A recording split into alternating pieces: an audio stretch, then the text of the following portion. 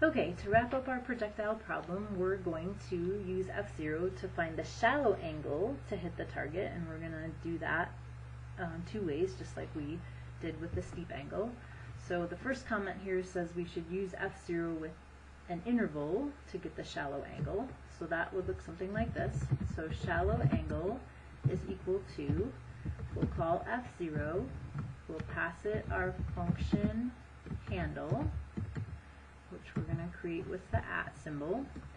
Alright, we're going to give it an interval. So here, since we're after the shallow angle, we can do 0 as the minimum and 45 as the maximum.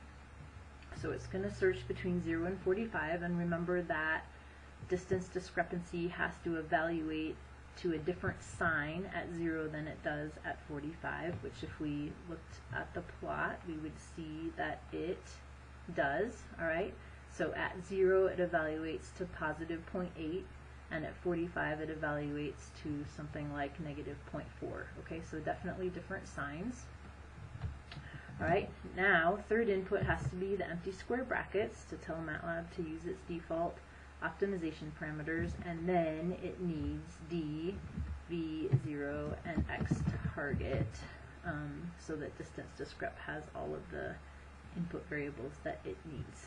Okay, so if we now run this section, we see that the shallow angle is 19.9. So that seems good. And again, instead of using that interval from 0 to 45, we could also have made a guess. So shallow angle, we'll call f0, we'll pass in our function handle, and this time we'll make a guess. So we could guess maybe 10, and empty square brackets, and d, v, 0, and x target. Okay, so run section.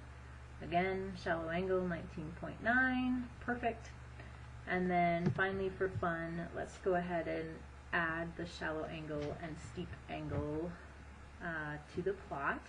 So we'll do hold on, and then we will plot steep angle on the horizontal axis and 0 on the y-axis, right? Because at that angle, the dist value is 0. Alright, and let's do a blue x. Alright, and then we'll plot shallow angle 0 and maybe a black circle for fun. Run that section, and there's the plot with the steep angle and the shallow angle marked.